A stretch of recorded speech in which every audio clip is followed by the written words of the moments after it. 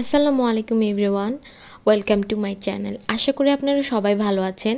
আজকে আমি আপনাদের সাথে শেয়ার করব খুব মজাদার একটি রেসিপি। যদিও একটি experimental recipe, but believe me, এটা খুবই মজা হয়েছে। প্রথমে আমি একটি চিকেন ব্রেস্টের হাফ নিয়েছি এবং ওটাকে স্লাইস করে কেটে নিয়েছি। তারপর এখানে আমি একে একে খুব সামান্য পরিমাণে আদা বাটা, রসুন বাটা, খুব সামান্য পরিমাণ মরিচ গুঁড়া, পরিমাণ মতো লবণ, তারপর জিরা গুঁড়া, তাছাড়াও দিচ্ছি আমি এখানে সাদা গোলমরিচ গুঁড়া, তারপরে দিয়েছি সসটা আপনারা আপনাদের টেস্ট বাড অনুযায়ী দিতে পারেন। আর খুব সামান্য সয়া সসও আমি দিয়েছিলাম, কিন্তু ওটা স্কিপ হয়ে গেছে।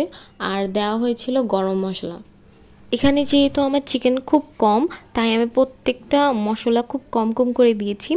এবং এগুলো যখন দেওয়া শেষ হয়ে গেলো, তখন আমি এটাকে মেখে কতক্ষণের জন্য ম্যারিনেট করেছি, 10-15 মিনিট। তারপর এটার মধ্যে ময়দা দিয়ে এটাকে ভালো করে মিক্স করে এক গরম তেলের মধ্যে ছেড়ে দিয়েছি।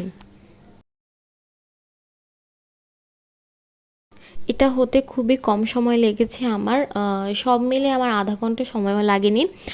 যখন আমি তেলের মধ্যে চিকেনগুলো দিয়ে দিয়েছিলাম, তারপর আমার এটা হতে 7 থেকে 8 মিনিট লেগেছিল। আর এত তাড়াতাড়ি এত মজাদার একটি ডিশ হয়ে যাবে, এটা আমি কল্পনাও করতে পারিনি। বাই দ্য ওয়ে, আমার তো বলাই হয়নি ডিশটির নাম কি। এটার নাম আমি দিয়েছি চিকেন চিপস। আসলে একদম চিপসের মতো অনেক ক্রিস্পি, বাট ভিতরটা খুবই নরম ছিল। বা আপনারা এটাকে চিকেন পাকোড়াও বলতে পারেন। বৃষ্টির দিনে চিকেন পাকোড়া আর এক কাপ গরম চা, আর কি লাগে বলেন?